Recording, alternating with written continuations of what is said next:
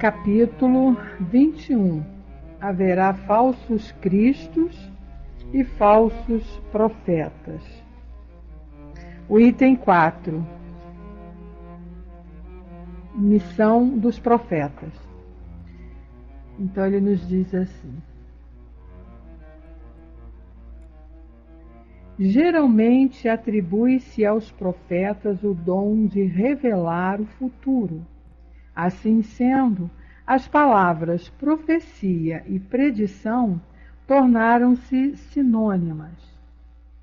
No sentido evangélico, no entanto, a palavra profeta tem um significado mais amplo e é aplicada a todo enviado de Deus com a missão de instruir os homens e lhes revelar as coisas ocultas e os mistérios da vida espiritual. Um homem pode fazer predições. Essa era a ideia dos judeus no tempo de Jesus. Eis porque, quando ele foi levado diante do sumo sacerdote Caifás, os escribas e os anciãos ali reunidos cuspiram em seu rosto, deram-lhe socos e bofetadas, dizendo: Cristo, profetiza para nós e diz quem foi que te bateu. Entretanto, houve profetas que tiveram o conhecimento prévio do futuro, seja por intuição, seja por elevação providencial, a fim de fazerem advertência aos homens. Como essas predições se realizaram, o dom de predizer o futuro foi olhado como um dos atributos da qualidade de profeta. Muito bem aí, explicadinho o que é a missão do profeta, né? Ele não veio com a missão de trazer futuro, de ler futuro, de dizer o futuro. O objetivo, né, a tarefa, o trabalho do profeta é instruir os homens e lhes revelar as coisas ocultas e os mistérios da vida espiritual. Boa noite, DH. Então não vamos confundir, né? Vamos então fazer a prece. Senhor Jesus, querido amigo, amigos e benfeitores espirituais que estão sempre junto a nós, nos amparando, nos fortalecendo, Deus nosso Pai de infinita bondade. Aqui estamos reunidos mais uma vez, em Teu nome, Senhor, para darmos continuidade ao estudo deste livro Entre a Terra e o Céu, de André Luiz. Estudo esse que grandes esclarecimentos vem nos trazer, nos ajudando nas nossas escolhas, no dia a dia, naquilo que precisamos realmente ver, o que é melhor para nós e escolhermos o certo. Estudo que vai nos ajudar a direcionar esta caminhada que estamos aqui, trabalhando e nos esforçando para realizá-la, para chegarmos à perfeição. Abençoa, Senhor, os nossos propósitos de estarmos aqui reunidos em Teu nome.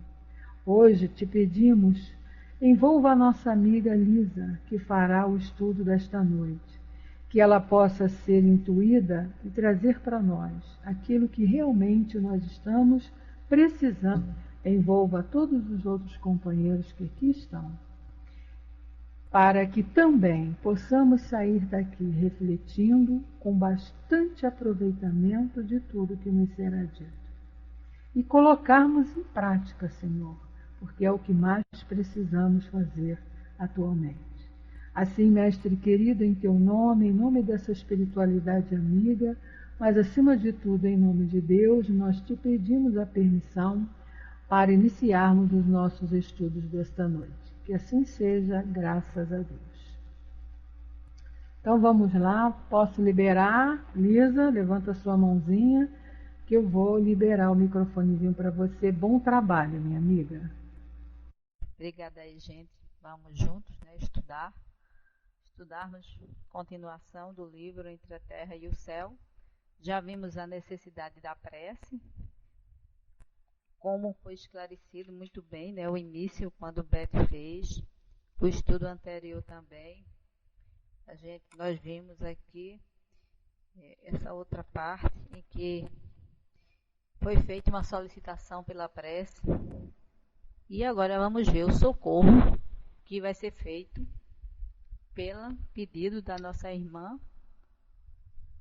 que está reencarnada, né, veio da colônia, e eles vão tentar ver qual o problema para ajudar.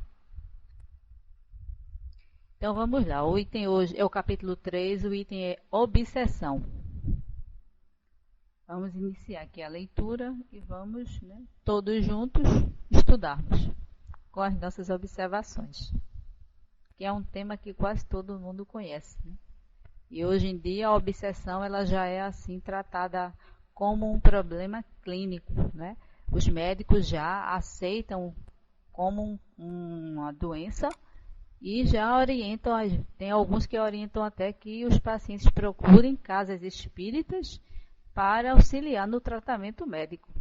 Então, graças a Deus que estamos tendo um avanço dentro da ciência médica nesse quadro, né, que é um quadro muito problemático, tem obsessões complexas demais, em que realmente tem que ter uma ajuda muito grande das duas partes. Então, vamos a esse capítulo, obsessão. Penetramos o mais espaçoso aposento da casa, onde uma senhora de aspecto juvenil repousava abatida em insônia. Então, aí André relata, quando eles chegaram à residência, que foram ao aposento, né, quer dizer, o quarto, onde a jovem estava abatida no leito, né, e sem conseguir dormir. Moça de 25 anos, aproximadamente, mostrava no semblante torturado harmoniosa beleza. O rosto delicado parecia haver saído de uma tela preciosa. Todavia, com a suavidade das linhas fisionômicas, contrastavam a inquietação e o pavor dos olhos escuros e o abandono dos cabelos em desalinho. Ao lado dela descansava outra mulher, sem o veículo físico. Então, aí André inicia relatando o estado em que se encontrava a jovem, né, uma senhora jovem, bonita, né, fisicamente, a beleza física, mas que aparentava uma perturbação muito grande. E essa perturbação já estava afetando a parte física, já não se cuidava mais, já não tratava mais de sua aparência, que é o que acontece muito com os processos, dos processos obsessivos. Um dos primeiros, né, assim, um dos sintomas é esse, o desleixo, pode-se assim dizer, as pessoas não se importam mais com a aparência física, tem pessoas até que deixam até de tomar banho, não quer se alimentar, e vai por aí, dependendo do grau e do quadro em que está aquele processo. E quando ele diz, e ao lado dela descansava outra mulher, isso fica sem ânimo nenhum, fica apático, né?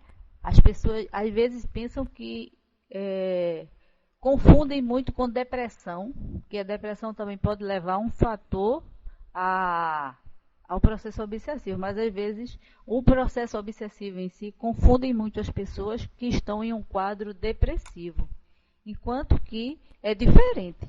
Um quadro depressivo pode levar a esse quadro, pode ser gerado por um quadro obsessivo, mas nesse caso aqui, ela estava realmente já entregue, como Elô colocou, sem ânimo.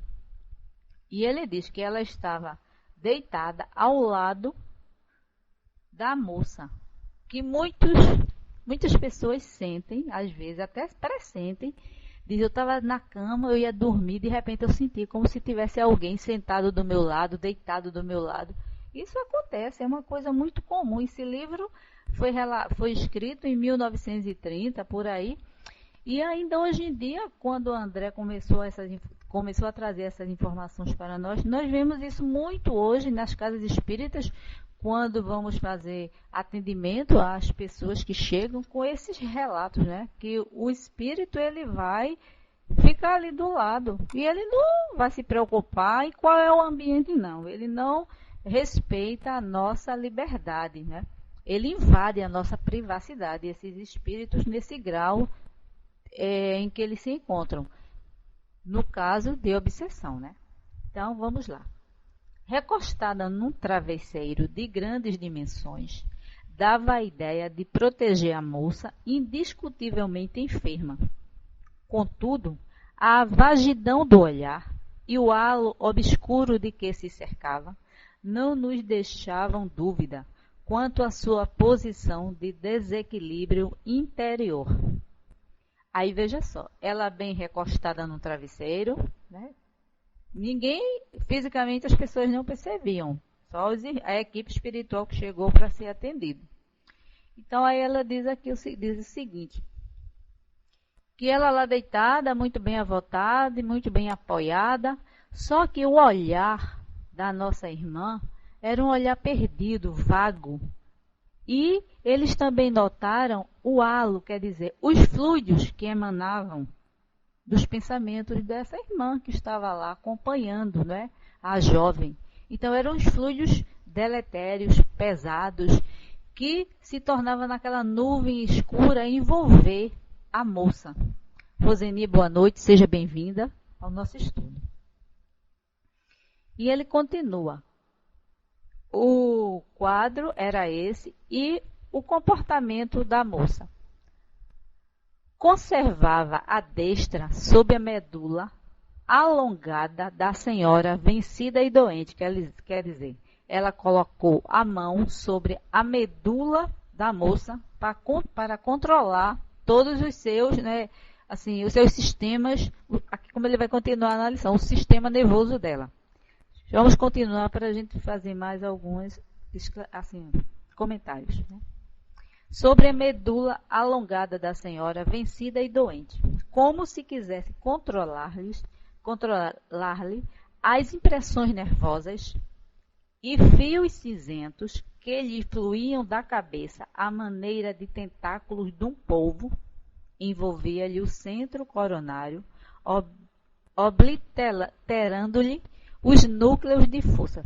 É um quadro, assim, assustador às vezes, né? Se você ficar mentalizando essa cena, já imaginou aquela pessoa deitada do lado, envolvendo a outra, com todas as energias negativas possíveis, como ele mostra aqui, como os tentáculos, saindo tudo da mente de uma, envolvendo a mente da outra e aquela mente paralisando todos os movimentos, paralisando assim, não é que ela ficou imóvel, paralisando a vontade, paralisando os desejos da outra. Então, ela se deixando influenciar por toda esses fluidos, por toda a vontade, né, dessa nossa irmã, em que ela efetuava essa forma, é como se for um ataque que ela está fazendo sobre a outra. Está ali, ó, envolvendo como uma presa dentro de uma aranha, né? Como o André também fala em outro livro, a aranha que faz aquela teia e a presa fica no meio. Então é dessa forma que ela está envolvendo aqui a jovem. Com os fluidos, isso tudo é através do pensamento, porque no início do estudo do livro, a gente lembra, né, que Beth esclareceu muito bem sobre a importância do pensamento, quando o irmão fala aqui. Os nossos pensamentos, o que nós pensamos, vai envolvendo, vai transmitindo para o outro. E para nós também, né? Não só para o outro. Quando a gente transmite, nós também estamos envolvidos nele. Drigo e Cal, sejam bem-vindos ao nosso estudo. E ele diz aqui, né? Está influenciando nós no núcleo de força, quer dizer, na parte nervosa, no nosso sistema nervoso da moça aqui, que controla, né, toda a parte motora, todos os movimentos, todo o sistema que nós temos, o simpático e o parasimpático, envolvendo tudo isso com esses fluidos deletérios. Aí continua. Indiferentes ambas à nossa presença, nenhuma das duas estavam percebendo a presença da equipe espiritual no aposento. Foi possível observá-las atentamente, identificando-se-lhes a posição de verdugo e de vítima. Então aqui ele coloca, né, que nesse momento ela estava sendo vítima. Por quê? Porque ela estava sendo quase atacada pela outra. Então, o que é que ele fala aqui? Porque nem sempre nós sabemos que somos vítimas, porque nós, às vezes, é quem criamos essas situações. Mas ele está colocando por causa do ataque, da forma como ela está envolvendo a outra. A outra sem conseguir se defender de forma nenhuma, e ela tendo a maior facilidade em controlar toda a situação. Arrancando-nos da indagação silenciosa em que nos demorávamos, Clarencio explicou. Então, André, como sempre, ele muito assim, ansioso pelas informações, aí ele fica querendo logo saber o porquê daquilo, né? E Clarencio explica. A jovem senhora é Zulmira. Zulmira é a encarnada, que está lá, deitada, largada, né, sem vontade nenhuma. A segunda orientadora deste lar, quer dizer, a segunda esposa. E a irmã desencarnada, que pressentemente lhe vampiriza o corpo, é Odília, a primeira esposa de Amaro e mãezinha de Evelina, dolorosamente transfigurada pelo ciúme, a que se recolheu, empenhada em combater aquela que considera inimiga, e manta-se a ela através do veículo perispíritico na região cerebral, dominando a complicada rede de estímulos nervosos e influenciando os centros metabólicos, com o que lhe altera profundamente a paisagem orgânica. Então, Zulmira, que é a atual esposa de Amaro, está sendo, aqui no caso, influenciada espiritualmente, quer dizer, através da obsessão, pela nossa irmã Odília, por ciúme. Veja só, que nós achamos, né, que ciúme, não, o ciúme é uma bobagem, o ciúme não faz mal, mas veja o quadro em que está a moça, isso tudo por uma com ciúme da outra. E uma coisa muito interessante é que quando nós sofremos essas influências, é porque nós também temos em nós esses sentimentos. Então, se Zulmira está sendo influenciada, Zulmira está se deixando envolver em todos esses fluidos deletérios, com a força que ela está, essa outra irmã, Odília, está envolvendo, é porque a Zulmira está fortalecendo-a. Então, se Zulmira a fortalece, é porque está na mesma vibração, uma da outra. Então, ela diz aqui, outra coisa muito importante, é que diz que a Odília considera Zulmira inimiga, porque está tomando o lugar da outra. Não é o que a gente vê? As pessoas, quando uma tem ciúme da outra, né, geralmente em situações assim de romances, consideram inimiga. Ah, fulana é minha inimiga, porque está no meu lugar. Então, desencarnou, continua sentindo da mesma forma, não muda, né? Só muda se quiser.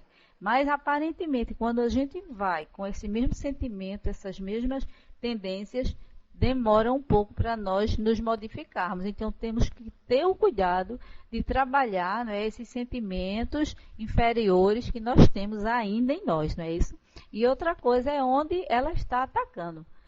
Através do perispírito, a região cerebral. Então, quer dizer, afetando a parte perispiritual e, consequentemente, a parte física, porque o reflexo do perispírito no corpo físico, que é onde o espírito vai trabalhar, né? O espírito usa o corpo para trabalhar, para executar as suas tarefas.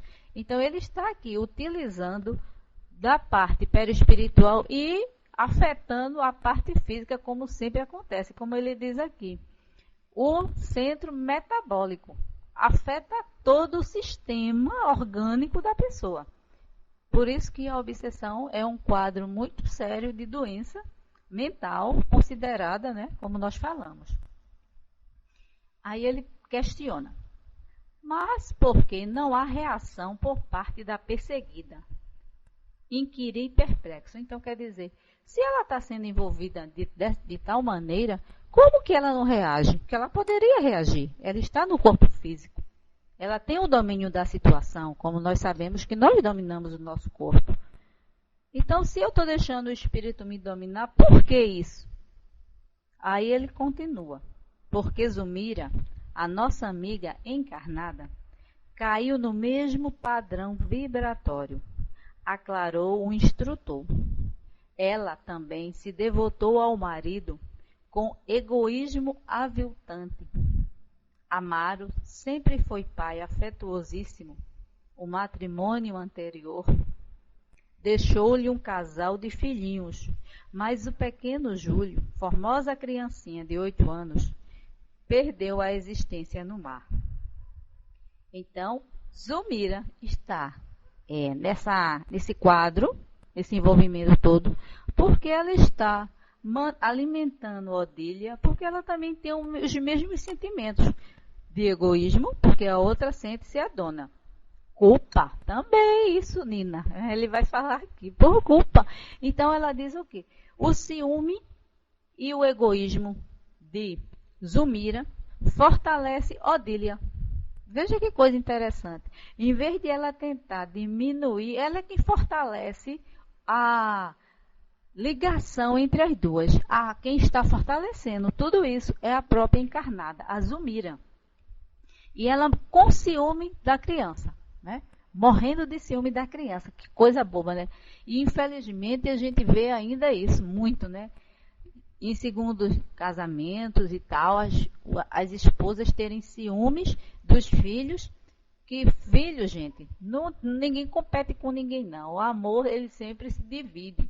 O amor dá para todos, né? Como diz a história. Então, é uma bobagem essa questão de querer competir. Competir com o filho e da forma como ela está sentindo aqui, né? Ela sente como se a criança fosse criar, multiplica. Ela sente como se a criança fosse um obstáculo entre o relacionamento dos dois. Aí ela continua a lição. E a criancinha, né, perdeu a existência no mar. Então vamos ver de que forma foi que aconteceu isso.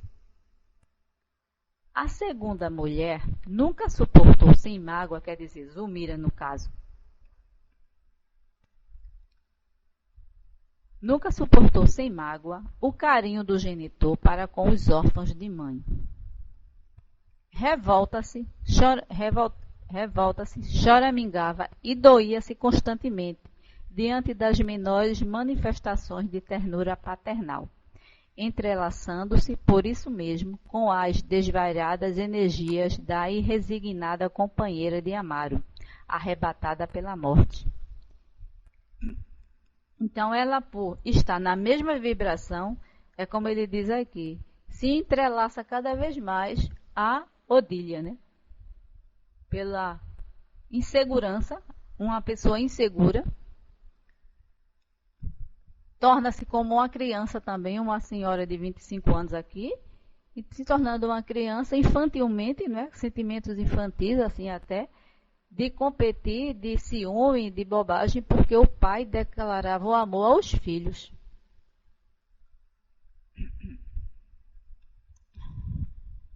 Em suas preocupações doentias, Zulmira chegou a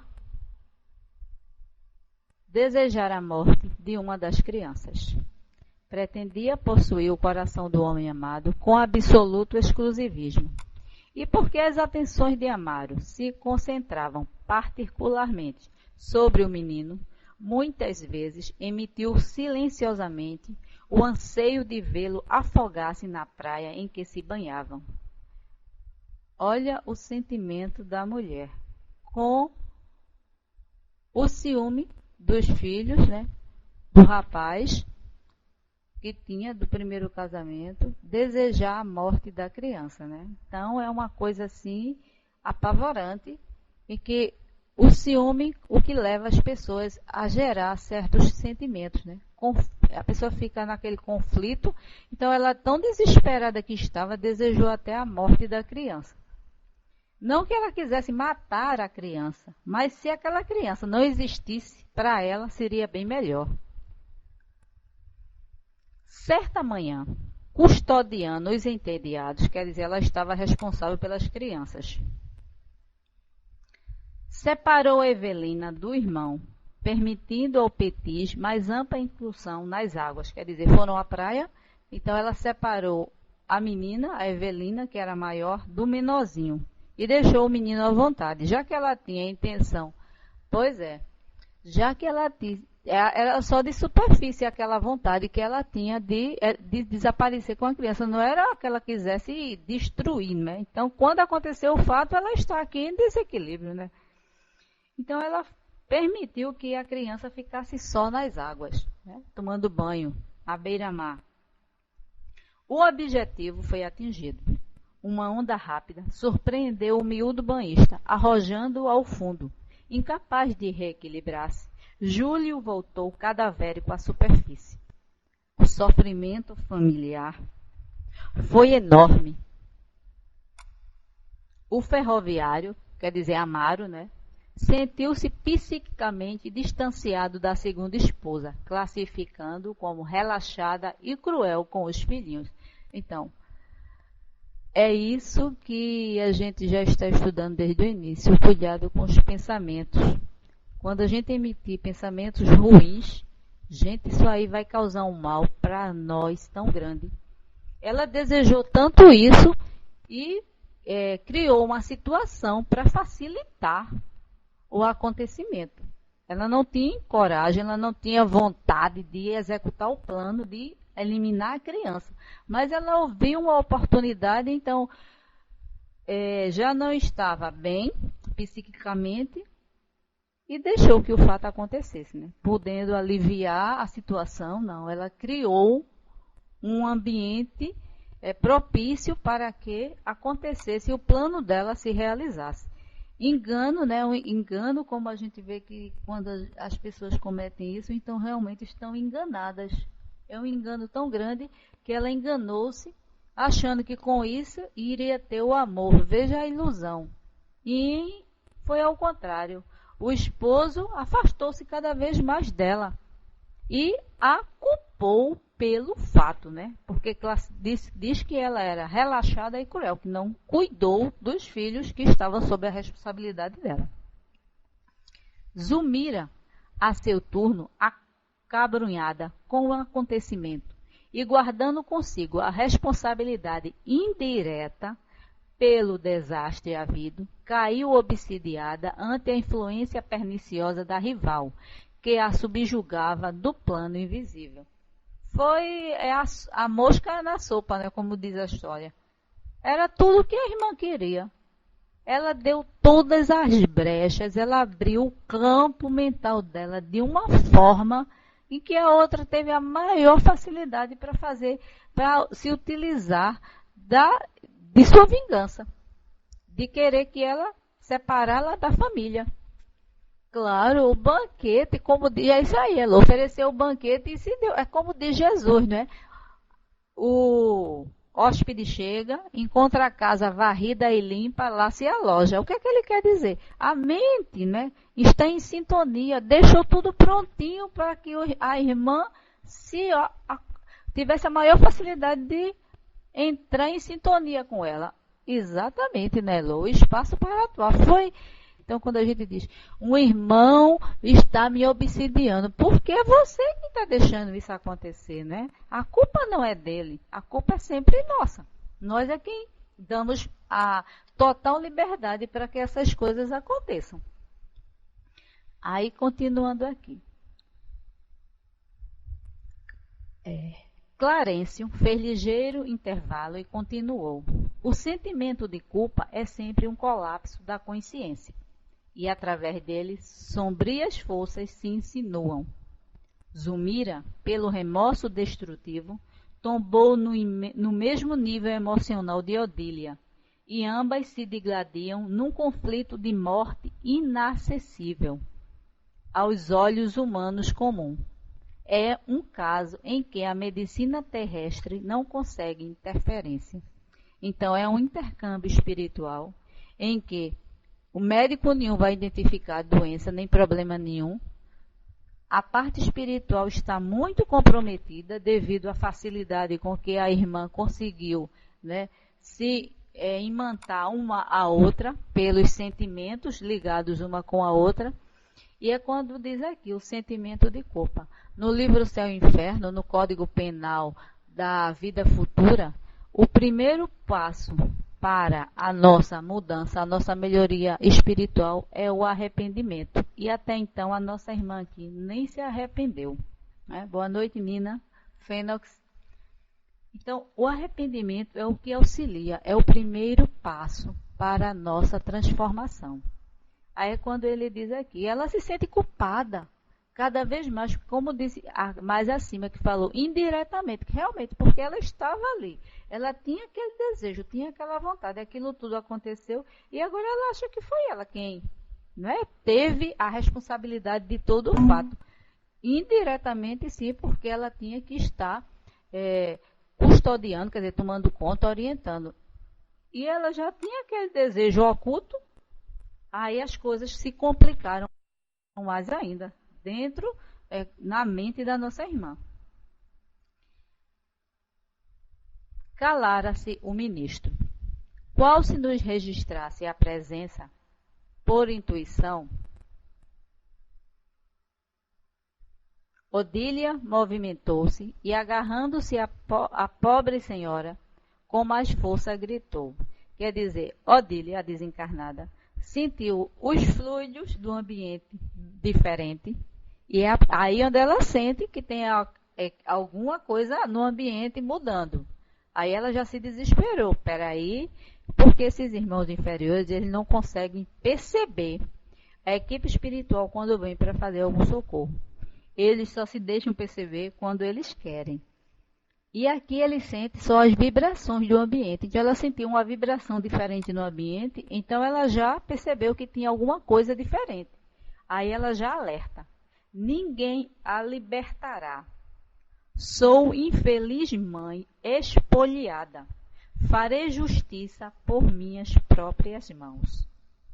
E contemplando a enferma, com expressão terrível, acrescenta. Assassina, assassina. Mataste meu filhinho, morrerás também. Aí veja a situação. Ela diz que não vai se livrar, que não vai libertá-la, porque ela é a culpada pela infelicidade dela. Ela é a culpada do marido, né, não dá mais atenção a ela. Ela ainda não aceitou que não está mais entre os encarnados. Não aceitou a morte. E está querendo se impor dentro do lar. Não aceita que ninguém fique junto com os seus filhos, com seu marido, com a sua casa, né? A questão do apego às coisas, né, materiais. Então nós temos que começar a trabalhar esse desapego, porque é um dos empecilhos para nosso progresso espiritual. E é quando ela diz aqui, ela ainda mais condena a outra, porque sabia dos pensamentos que ela tinha, dos sentimentos que ela tinha para com os filhos dela. Então quando ela percebeu tudo o que aconteceu diante dos pensamentos da outra, ela está condenando, ela já julgou e condenou. Né? Ela já usou, como ela diz, vou fazer a minha justiça. Então ela já foi o juiz da causa. Ela já julgou e já condenou a Zumira. Odília já, a desencarnada, já fez tudo isso, que é sempre dessa forma que acontece, né? Eles julgam, condenam da forma como eles veem. Do modo como eles estão analisando. Esses irmãos desencarnados, quando estão agindo nesse processo obsessivo, eles só veem um lado do problema, não vê os dois lados, né? Só vê a parte que lhe cabe, o que está lhe prejudicando, o que para ele foi prejudicial, o que para ele acha que foi ruim. Então ele não busca saber o outro lado. Por que será que aconteceu tudo aquilo? Né? Não procura fazer uma correlação entre o fato. A doente abriu desmesuradamente os olhos, extrema palidez cobriu-lhe a face. Não ouvia as palavras da adversária, que lhe era invisível, mas envolta na onda magnética que a enlaçava, sentia-se morrer. Quer dizer, toda a força que ela emitia Todos os fluidos que ela sugava da encarnada, com aqueles mesmos fluidos, ela envolvia fluidos que ela absorvia e envolvia nela com fluidos prejudiciais, causando a ela mais desconforto, causando a ela mais desalento. É isso que ela está sentindo. Clarencio afagou-lhe a fronte e disse calmo: pobre moça. Hilário e eu, instintivamente, abeiramo-nos de Odília para afastá-la com a presteza possível, mas o instrutor generoso deteve-nos com um gesto advertindo: a violência não ajuda. As duas se encontram ligadas, uma à outra. Separá-las à força seria a dilaceração de consequências imprevisíveis. A exasperação da mulher desencarnada pesaria demasiado sobre os centros cerebrais de Zulmira, e a lipotimia poderia acarretar a paralisia ou mesmo a morte do corpo. Então, neste caso, ele alerta. Hilário e André vão tentar afastar, porque achava que era assim, fácil, né? Fácil chegar assim, como as pessoas pensam que vem à casa espírita, estou com um problema obsessivo, eu vou chegar lá, os espíritos vão lá, vão tirar aquele espírito de junto de mim, geralmente o pensamento é esse, e eu vou me livrar. Não é bem assim, não. Ele diz aqui que o problema é mais complexo, quando se chamam, né, de obsessões complexas aqui no caso, que é um caso de subjugação. Ele diz, as duas estão muito ligadas, quer dizer, uma em sintonia com a outra, uma fortalecendo a outra. A desencarnada fortalece a encarnada, fortalece a desencarnada com os seus fluidos vitais, que ela não tem e nós temos, então eles buscam em nós esse fluido vital, então ela se sente fortalecida, e com esses fluidos, mesmo fluidos que é emitido da que está encarnada a Zulmira, ela envolve-a com os fluidos deletérios que ela está. Então ali é uma ligação, é como uma planta, aquelas trepadeiras que se enrama na outra planta e vai sugando a seiva. Então, no que ela está viva pela seiva da outra planta. Se você cortar uma, a outra morre. Então, separando as duas, vai morrer as duas ao mesmo tempo. Então, é um caso muito complicado para se trabalhar. Não é fácil fazer. Exatamente, Elô. E uma simbiose e um parasitismo muito grande. As duas estão em uma forma tão ligadas, mas tão ligadas, que se houver, como ele disse aqui, a separação das duas, se André, como estava querendo, e Hilário, fazer a separação, que eles poderiam fazer essa separação, mas só que a moça encarnada iria se sentir uma violência tão grande, como se os fluidos, os fios, né, do corpo perispiritual da desencarnada imantado ao perispírito da encarnada ficassem uma ligação só. Uma que não tinha como separar um do outro. No que rompesse, romperiam rompendo um do outro, as duas não resistiriam, quer dizer, as duas não, a encarnada iriam começar a apresentar um quadro de, sem força, sem energia vital, e desencarnaria. Poderia dar até uma parada cardíaca, outro quadro assim no corpo físico, em que ela seria levada à morte rapidamente. Então é isso que ele fala aqui, que não é pela violência, não é desta forma que vai se fazer o trabalho. Que ela está como que paralisada das vontades. A Zulmira está paralisada em seu quadro, porque nos quadros de subjugação acontece isso. O espírito desencarnado se utiliza de toda a sua vontade, domina, hipnotiza de uma maneira tão grande o encarnado, em que ele fica... A vontade dele é a mesma vontade do desencarnado. Aí é dobrado, tudo ao quadrado. Então, ela tem um sentimento de ciúme, ela tem um sentimento de egoísmo, a outra também tem. Então, uma ligada com a outra, está dobrado o sentimento ali. Então, está mais fortalecido. Então, não tem como separar se a pessoa... Não tem como desligar. É o que Clarencio, né, orientou aqui para André e para Hilário. Aí ele continua. Mas então, clamou Hilário, contrafeito, como extinguir essa união indébita? Não será justo afastar o algoz da vítima? Então quer dizer, então como é que pode? Então o que a gente veio fazer aqui? Se a gente não veio aqui para ajudar, como é que nós vamos fazer? Como é que nós vamos separar? Ela está sofrendo, mas ela está sofrendo, tem que ver também o ponto. Por que ela deixou aquele sofrimento acontecer? Porque ela quer, porque ela se envolveu daquela maneira e ela está gostando daquela situação. Aí ele continua, Clarencio sorriu e ponderou, né? Quando a gente não tem conhecimento, é interessante, a gente acha dessa forma, né? Como diz, a gente nunca sabe realmente os mistérios, como diz a história, né? Como diz. Então, são coisas em que a gente tem que estudar para entender. Então, diante de uma situação assim simples, como nós falamos, as pessoas acham que é simples, um quadro de tratamento de desobsessão. Enquanto que um tratamento de desobsessão, ele tem muita responsabilidade para o paciente, porque é o paciente quem vai ter assim que fazer toda a execução do trabalho desobsessivo. Nós vamos dar um suporte, nós vamos dar uma ajuda. Exatamente, requer um cuidado e uma avaliação muito. Então nós vamos dar um suporte, vamos dar uma ajuda, vamos fazer a nossa parte. Agora, cada qual, um vai ajudando o outro. Porque se eu for ao médico, ele me requisita uma medicação. E eu só tomo a metade do remédio e o resto do remédio eu não tomo, aquela medicação não vai fazer efeito no meu problema. Então eu tenho que ajudar o médico. Então é assim que a gente faz. Nós temos que ir auxiliando um ao outro. É isso que ele está falando aqui. Eles vão auxiliar, mas de uma maneira, não dessa como eles estavam pensando. Aí ele diz aqui.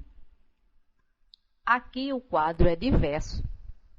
Na esfera carnal, a cápsula física, quer dizer, o corpo, é precioso isolante das energias desequilibradas da nossa mente. Entretanto, em nosso plano de ação, no problema que observamos, essas forças desdobram ameaçadoras sob a infortunada mulher, cujo corpo pode ser comparado a uma lâmpada de fraca receptividade, sobre a qual seria perigoso arremessar uma corrente superior à capacidade de resistência a que se enquadra. A inutilização seria completa. Então, quer dizer, nós, no corpo físico, temos condições de manter a nossa mente equilibrada. Então, nós quando vemos alguns pensamentos, alguns sentimentos, nós tentamos controlá-los. Mas, no mundo espiritual, é diferente. No mundo espiritual, eles mandam com a força total e a gente assimila. Porque aqui, antes de toda essa força negativa chegar até nós, temos um corpo perispiritual que absorve, temos um corpo duplo etérico que absorve para chegar no corpo físico. E o corpo perispiritual não, ele recebe diretamente. Estando desencarnado, os fluidos ali são mais concentrados. A força é maior, então a energia que ela está assimilando lá e jogando no corpo perispiritual da desencarnada, ela está assimilando em dobro aquilo. Então, ela está enfraquecida, fortalecendo a outra, e a outra está se fortalecendo e enfraquecendo, jogando os fluidos deletérios. É uma corrente, um ciclo vicioso, quando ele diz que a jovem encarnada está enfraquecida, é como uma lâmpada que não tem condições de receber uma carga de energia. Então, a corrente, vai com Deus, Penox, é uma corrente. Você está com a vantagem de 110, vai ligar numa corrente, numa vantagem de 220. O aparelho vai pifar. Então, aqui é o que ele está dizendo. As energias que a irmã Zumira está, são fracas, ela está enfraquecida. Então, a outra está mais fortalecida. Então, ela está conseguindo fortalecer a outra. E o que acontece? Se fizer essa separação, vai ser ela vai romper as forças da encarnada. É isso que ele está esclarecendo, né? Diante da situação que Hilário e André queriam executar a separação das duas. O atendimento espiritual que ele gostaria de fazer, né? Aí ele questiona: que poderíamos fazer? Indagou Hilário, desapontado. Precisamos atuar na elaboração dos pensamentos da infortunada irmã, que tomou a iniciativa da perseguição. É imprescindível dar outro rumo à vontade dela, deslocando-lhe o centro mental e conferindo-lhe outros interesses e diferentes aspirações. Então, é quando ele diz que é um quadro diverso. Primeiro, vamos ter que fazer com que Odília modifique os seus pensamentos, que está centrado em Zulmira, descentralize, para concentrar em outro ponto, para a partir daí eles começarem a interferir nos pensamentos de uma com a outra. Então, de que forma vai ser feito, né? Vão tentar fazer com que ela mude o foco, ela tire o foco total de Zulmira. Então, tem que ter algum ponto que chame a atenção para que ela tire o foco por momento, que seja algum tempo, para que eles consigam entrar naquela faixa e eliminando a ligação. Aí ele diz: e não podemos começar exortando-a? Aí ele esclarece: será que se fizermos uma explanação, uma conversação com ela, será que não vai ter efeito? Não vai conseguir esse objetivo? Aí o ministro sereno obtemperou sem alterar-se. Talvez sim, de momento, não pudéssemos ou não soubéssemos. A preparação é indispensável. Como em tudo, tem que ter conhecimento. Mesmo Clarencio, com toda a sua condição espiritual, alegou não ter condições dele fazer esse atendimento. Este trabalho de esclarecimento. Aí vai ser feito, né, um atendimento espiritual, um esclarecimento espiritual, como se é feito numa reunião de desobsessão. Os dirigentes da reunião mediúnica, ou doutrinadores, como queira, que se chama mais esclarecedor, vai tentar esclarecer a nossa irmã desencarnada. Então, vai ter que ser um irmão desencarnado conversando com a irmã desencarnada para fazer esse trabalho de esclarecimento, de tentar mudar o foco, de tentar mostrar a essa nossa irmã um outro ângulo da questão, para que ela possa ir, né, libertando a nossa irmã Zulmira. Aí ele continua: nada custa uma conversação de censura, alegou meu companheiro admirado. Sim, uma doutrinação pura e simples seria cabível. Contudo, não podemos esquecer que a organização cerebral da vítima permanece excessivamente martelada. Nossa intervenção no campo espiritual de Odília deve ser envolvente e segura para evitar choques e contra-choques que repercutiriam desastrosamente sobre a outra. Nem doçura prejudicial, nem energia contundente.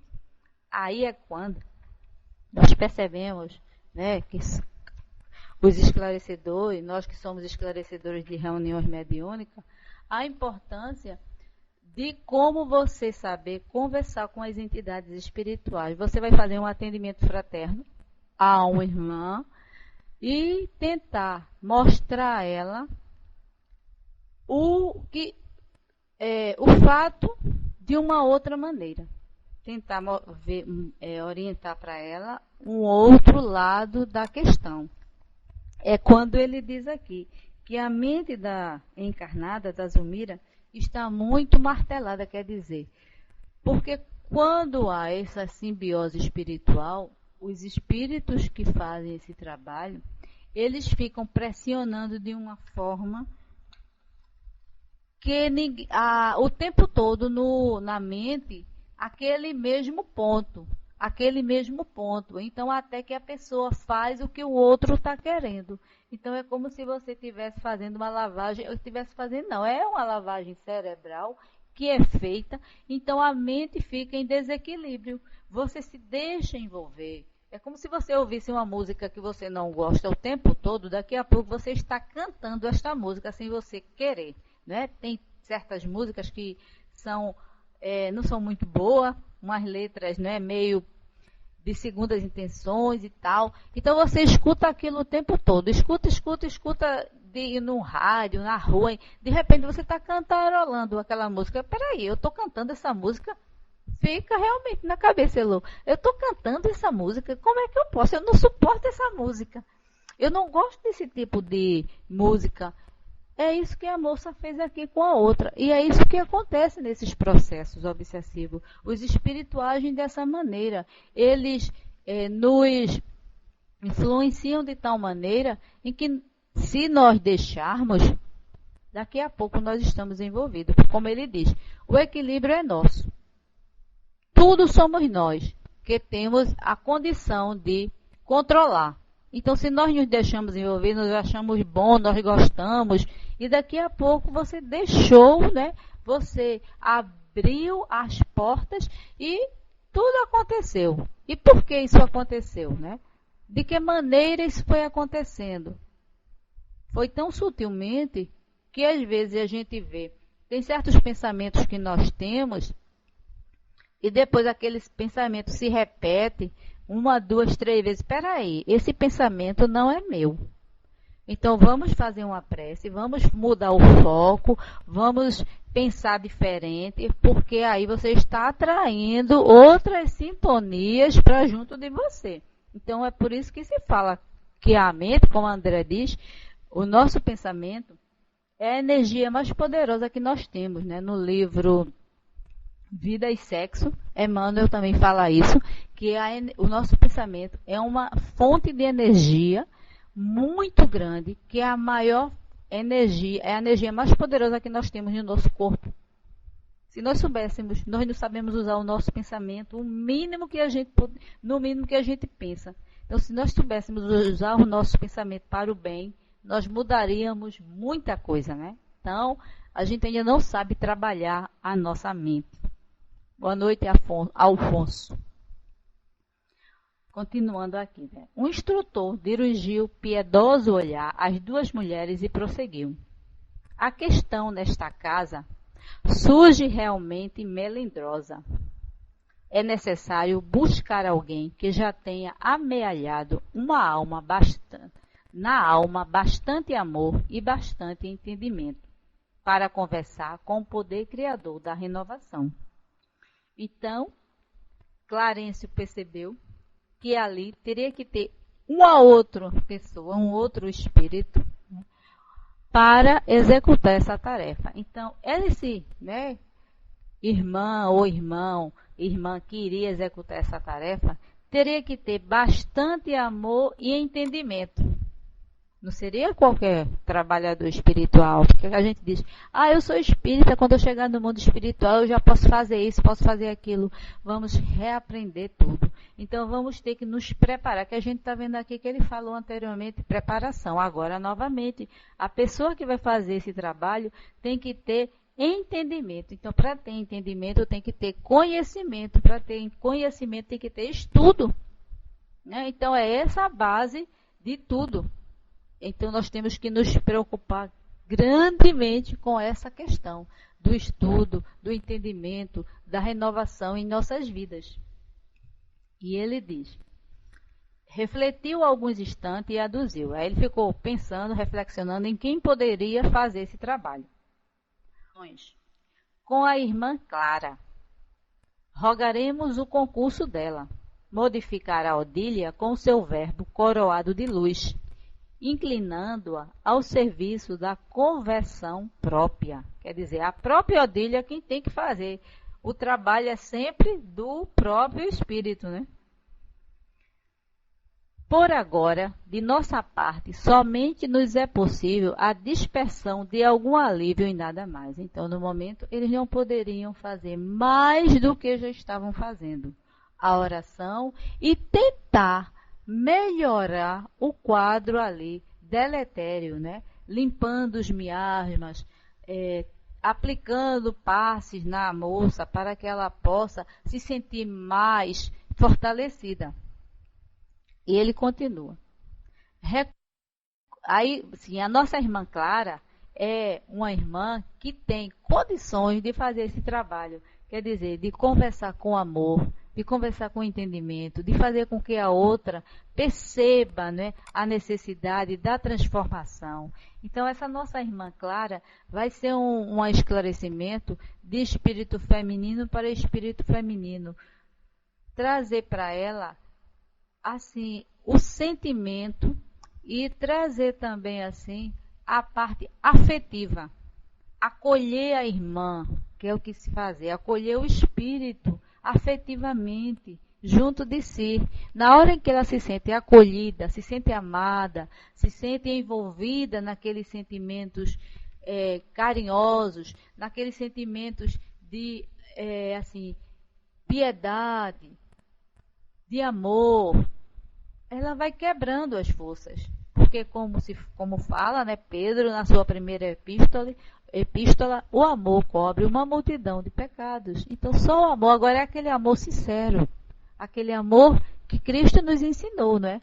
O amor para com o próximo, sem condenar, o amor sem julgar, o amor sem agredir. Então é isso que a nossa irmã Clara irá fazer com Odília. Aí ele continua. Recomendou a Eulália assistisse Evelina para o refazimento psíquico de que a menina necessitava. E em seguida aplicou recursos magnéticos sobre Zulmira em passes calmantes de longo curso. Então, ele solicitou a Eulália que fosse auxiliar Evelina, que foi quem fez o pedido, né, a prece de socorro, para ficar junto dessa criatura, que é um espírito que já tem uma certa evolução, que reencarnou para auxiliar os pais. Então, ela vai ficar junto de Evelina para fortalecê-la. E auxiliou a Zulmira aplicando passes. Passes espirituais, onde eliminou alguns fluidos deletérios para que ela possa relaxar e se sentir mais fortalecida. Qual se fosse brandamente anestesiada, a enferma passou da irritação à serenidade e pareceu dormir aos olhos do esposo que chegara, de mansinho, acomodando-lhe os travesseiros. Então, o esposo entrou no quarto para ver como ela se encontrava e viu ela um pouco relaxada, achou que ela estava dormindo. Só que ela recebeu um passe calmante em que naquele momento em que o irmão Clarencio aplicou o passe, ela conseguiu relaxar. Como se fosse uma anestesia, né? Foi anestesiada momentaneamente para que pudesse relaxar um pouco mais. Então, a gente terminou esse capítulo sobre a obsessão e a gente aqui vê a importância do trabalho obsessivo quando uma pessoa é influenciada dentro de um lar, afeta toda a família. Então, a Zulmira está com um problema obsessivo, mas afetou todos os outros da família. Então, afetou a Evelina e afetou ao marido dela, né, o nosso irmão Amaro.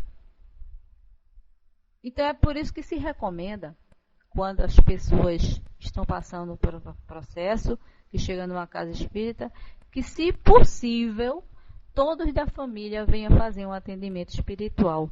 Porque esses irmãos, eles não só influencia um, mas a todos, porque os fluidos deletérios imantam, né, em todos os ambientes.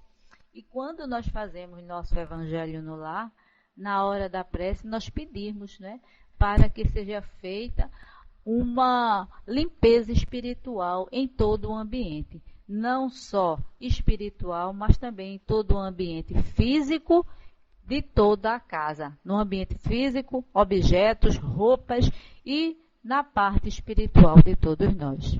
Bem, meus irmãos, esse foi o estudo da noite, né? Obrigada a todos pela vibração, pelo fortalecimento. através da mente, do pensamento, nos intuindo, nos ajudando, né, através de intuição aí que vocês mandam, eu aqui capto, e que foi muito bom para mim esse estudo, porque a gente aprende, né, quando a gente faz assim um estudo, a gente aprende muito mais, né. Obrigada a vocês, DH, Nina, Beth, Elô, a todos vocês, por essa oportunidade de estarmos juntos aqui estudando. Bem, vou passar, quem vai fazer a prece final, né, vai levantar a mãozinha, a nossa querida Elô. Elô, minha amiga, passando para você, um beijo para todos. Até a próxima. Lisa, obrigada, né? Mas é muito bonito a gente ver esse trabalho da espiritualidade, né? A gente lembra ali da intercessão, no caso assim, de Eulaila, né? Na prece, quando ela pede faz aquela prece sentida, pedindo envolvimento, e a equipe está lá, né? Pronta a ajudá-la, auxiliá-la. E todo esse trabalho, né, de amparo e sustentação a essas duas irmãs que estão nesse processo aí, uma atrelada à outra, né? Uma alimentando a outra. Como a gente percebeu, a gente viu a Lisa trazendo um estudo maravilhoso, e a gente observa, né? O sentimento ali negativo alimentando os dois lados, né? Então acaba essa união havendo pela negatividade, né? E para dissolver toda essa vibração negativa, como é importante, né? Ali o André Luiz vem esclarecendo, né? O conhecimento para poder trabalhar isso e dissolvendo e limpando, e foi chamada, né, essa irmã para fazer a irmã Clara para fazer esse trabalho, porque a gente precisa ali colocar aquele amor, mas é o que a gente vê, né, no estudo do magnetismo, a gente estava falando até sobre isso semana passada, é a questão da vontade, não é a boa vontade, né? Porque boa vontade todos nós temos, às vezes, em atuar, mas é aquela vontade mesmo, é colocar o melhor sentimento, né? Para que aquilo ali vá se dissipando, vá se limpando, né? Vá saindo daquele quadro. E essa irmã aí, ela estava preparada para isso. Então, esse sentimento ali para envolver e fazer com que esse amor vá começando assim a infiltrar, né? Fazendo esse trabalho nelas duas que precisa. Então a gente agradece, Lisa, muito obrigada mesmo. A gente agradece também a presença de todos e vamos à nossa prece. Agradecendo a Deus, a Jesus, aos amigos espirituais, pela oportunidade, Pai, de mais esse aprendizado, dessa lição tão amorosa que André Luiz nos traz, desse trabalho, Pai, e dessa responsabilidade que nós mesmos temos, né, com os nossos pensamentos, com os sentimentos, que nós possamos estar mais vigilantes, né, porque às vezes vem sutil, vem pequenininho, a gente não vai se apercebendo, e quando vê, já está instalado numa proporção maior. Então que nós possamos, Pai, estar sintonizados contigo, com Jesus, com esses amigos espirituais, através das nossas condutas, através do nosso pensamento, Pai, que oscila tanto no nosso dia a dia, que nós possamos, Pai, estar sintonizados contigo através da prece. Lembrando sempre desse nosso anjo guardião, desse nosso espírito protetor que está ao nosso lado para nos amparar. Obrigada, André Luiz, pelos ensinos que nos são trazidos para nos esclarecer, e abençoa cada um de nós, que nós possamos descansar o nosso corpo físico e que, se possível, lembrarmos sempre de encaminhar o nosso espírito para estudarmos cada vez mais nas esferas espirituais. E quem puder auxiliar também no trabalho, que também possa. Obrigada, Pai querido, e encerramos assim esse nosso estudo da noite do livro Entre a Terra e o Céu. Graças a Deus, graças a Jesus, graças aos amigos espirituais que nos envolvem hoje e sempre. Que assim seja.